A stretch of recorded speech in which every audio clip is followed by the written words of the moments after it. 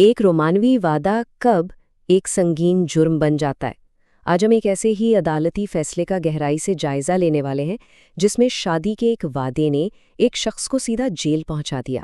یہ کیس اس بہت ہی نازک لکیر کو واضح کرتا ہے جہاں قانون کی نظر میں رضامندی ختم ہو جاتی ہے اور جرم شروع ہو جاتا ہے۔ 10 سال، جی ہاں، اس کیس کا نتیجہ چونکا دینے والا تھا۔ ایک شخص کو ریپ کے جرم میں پورے 10 سال قید کی سزا سنائی گئی۔ تو یہ صرف کوئی ٹوٹا ہوا وعدہ نہیں تھا، بالکل نہیں، بلکہ یہ ایک ایسا عمل تھا جسے عدالت نے ایک بہت ہی سنگین جرم قرار دیا۔ تو پھر سب سے بڑا سوال یہی اٹھتا ہے کہ آخر شادی کا ایک وعدہ ریپ جیسی سنگین سزا کا باعث کیسے بن سکتا ہے؟ یہ معاملہ نہ ایک قانونی پہیلی کی طرح ہے، اور اس کا جواب قانون میں رضامندی یعنی کنسنٹ کی تعریف میں چھپا ہوا ہے۔ چلیں اس گتھی کو مل کر سلجھاتے ہیں۔ تو چلیں آپ ذرا اس کیس کی تفصیلات میں اترتے ہیں۔ دیکھیں، ہر قانونی معاملے کی طرح یہاں بھی کہانی کے 2 رخ تھے۔ عدالت کے سامنے 2 بالکل مختلف بیانات پیش کیے گئے اور ججوں کو یہ فیصلہ کرنا تھا کہ سچائی آخر ہے کیا۔ ایک طرف تو متاثرہ خاتون کا دعویٰ تھا کہ انہیں شادی کے جھوٹے وعدے پر کراچی بلایا گیا اور پھر 12 دن تک زیادتی کا نشانہ بنایا گیا۔ دوسری طرف ملزم کا کہنا تھا کہ یہ تعلقات تو باہمی رضامندی سے تھے، یا پھر یہ اس سے پیسے بٹورنے کی ایک سازش تھی کیونکہ اس نے متاثرہ کی بہن سے شادی کرنے سے انکار کر دیا تھا۔ اچھا، اب کیس کے حقائق سے ذرا ہٹ کر ان قانونی اصولوں پر بات کرتے ہیں جن کی بنیاد پر عدالت کو اپنا فیصلہ سنانا تھا۔ اس پورے کیس کا جو مرکز تھا وہ تھا رضامندی کا تصور۔ ملزم کے وکیل کا جو بنیادی موقف تھا وہ بہت سیدھا تھا۔ ان کا کہنا تھا کہ جو کچھ بھی ہوا وہ دونوں کی باہمی رضامندی سے ہوا۔ انہوں نے اسے زیادہ سے زیادہ زناکاری کا معاملہ قرار دینے کی کوشش کی، ریپ کا نہیں۔ لیکن یہاں سب سے اہم سوال یہ پیدا ہوتا ہے کہ قانون کی نظر میں رضامندی کا اصل مطلب کیا ہے؟ کیا ہر ہاں واقعی ایک آزادانہ ہاں ہوتی ہے؟ عدالت نے اسی سوال کا بہت گہرائی سے جائزہ لیا۔ دیکھیں، پاکستان پینل کوڈ کی دفعہ 375 کے تحت ریپ کی تعریف بہت واضح ہے، اور اہم بات یہ ہے کہ اس میں ایسی صورتحال بھی شامل ہے جہاں رضامندی دھوکہ دہی سے حاصل کی گئی ہو۔ مطلب اگر رضامندی آزادانہ اور حقیقی نہیں ہے تو قانون کی نظر میں اسے رضامندی مانا ہی نہیں جاتا۔ اور یہیں پر عدالت نے ایک بہت اہم فرق واضح کیا۔ یہ فرق تھا آزادانہ رضامندی اور ہیرا پھیری کے ذریعے حاصل کی گئی رضامندی کے درمیان۔ یہ ایک ایسا نقطہ ہے جو اس پورے فیصلے کا محور ہے۔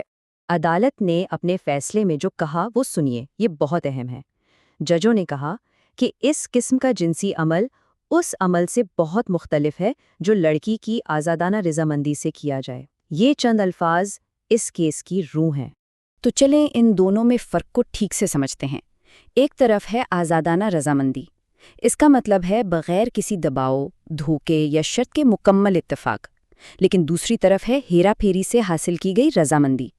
یہ وہ ہوتی ہے جہاں کسی کو جھوٹے وعدوں یا یقین دہانیوں کے جال میں پھنسا کر ہاں کہلوائی جائے، جس سے اس کے آزادانہ انتخاب کی صلاحیت ہی ختم ہو جاتی ہے۔ اچھا، تو اب دیکھتے ہیں کہ عدالت نے ہیرا پھیری سے حاصل کی گئی رضامندی کے اس اصول کو اس کیس کے جو مخصوص حقائق تھے ان پر کیسے لاگو کیا۔ یہاں ہمیں پتہ چلے گا کہ تھیوری کو پریکٹس میں کیسے لایا گیا۔ عدالت نے کئی اہم سرکمسٹینشل یعنی حالات پر مبنی شواہد پر غور کیا۔ مثال کے طور پر متاثرہ کو گھر میں بند رکھنا، اور پھر جیسے ہی انہیں پتہ چلا کہ شادی نہیں ہوگی ان کا فوری طور پر جذباتی طور پر ٹوٹ جانا۔ یہ چھوٹی چھوٹی چیزیں مل کر ایک پوری کہانی بیان کر رہی تھیں۔ اور یہ اقتباس عدالت کی سوچ کو بالکل واضح کر دیتا ہے۔ عدالت نے کہا کہ متاثرہ کا صدمے میں آنا اور جذباتی طور پر یوں ٹوٹ جانا ملزم کے اس دعوے سے بالکل بھی میل نہیں کھاتا کہ سب کچھ رضامندی سے ہو رہا تھا۔ سوچنے کی بات ہے، اگر رضامندی غیر مشروط ہوتی تو شادی سے انکار پر اتنا شدید رد عمل کیوں ہوتا؟ لیکن کہانی یہاں ختم نہیں ہوتی۔ یہ معاملہ صرف ریپ تک ہی محدود نہیں تھا۔ ملزم پر ایک دوسرا اور بالکل الگ الزام بھی تھا، خلاف وضع فطری فعل، جسے قانون کی زبان میں کارنل انٹرکورس کہا جاتا ہے۔ تو پاکستان پینل کوڈ کی دفعہ 377 کے تحت کسی بھی مرد، عورت یا جانور کے ساتھ خلاف وضع فطری فعل ایک جرم ہے، اور یہ سمجھنا ضروری ہے کہ یہ ریپ سے ایک بالکل الگ نوعیت کا جرم ہے جس کے اپنے قانونی اصول ہیں۔ اور اس الزام کے لیے عدالت کا موقف بالکل واضح اور بہت سخت تھا۔ عدالت نے صاف صاف کہا کہ اس جرم میں رضامندی یعنی کنسنٹ کا سوال ہی پیدا نہیں ہوتا، یہ قانونی طور پر بالکل غیر متعلقہ ہے، irrelevant ہے۔ عدالت نے اپنی بات کو واضح کرنے کے لیے ایک بہت ہی طاقتور مثال استعمال کی۔ انہوں نے کہا کہ جس طرح کوئی یہ دلیل نہیں دے سکتا کہ اس نے کسی جانور کے ساتھ یہ پھیل اس کی رضامندی سے کیا، بالکل اسی طرح اس جرم میں انسانوں کے معاملے میں بھی رضامندی کی کوئی قانونی حیثیت نہیں، یہ عمل بذات خود ایک جرم ہے، بات ختم۔ تو آخر میں یہ فیصلہ ایک مثال قائم کرتا ہے، ایک پریسیڈنٹ بناتا ہے۔ یہ صرف ایک شخص کو سزا دینے کے بارے میں نہیں ہے، بلکہ قانون میں رضامندی کے تصور کو مزید واضح کرنے کے بارے میں ہے۔ اور یہ رہا حتمی فیصلہ۔ عدالت نے ملزم کی اپیل مسترد کر دی، اس کی سزا کو برقرار رکھا گیا۔ ریپ کے جرم میں 10 سال قید اور خلاف وضع فطری فعل کے جرم میں 3 سال قید۔ عدالت نے یہ بھی حکم دیا کہ دونوں سزائیں ایک ساتھ چلیں گی۔ تو اس پورے تجزیے کا سب سے اہم نقطہ کیا ہے؟ وہ یہ ہے، شادی کے جھوٹے وعدے کے ذریعے حاصل کی گئی رضامندی آزادانہ رضامندی نہیں ہے، یہ ہیرا پھیری ہے، مینیپولیشن ہے، اور اسی لیے قانون کی نظر میں یہ ریپ ہے۔ عدالت کا یہ فیصلہ اس اصول کو بہت مضبوطی سے قائم کرتا ہے۔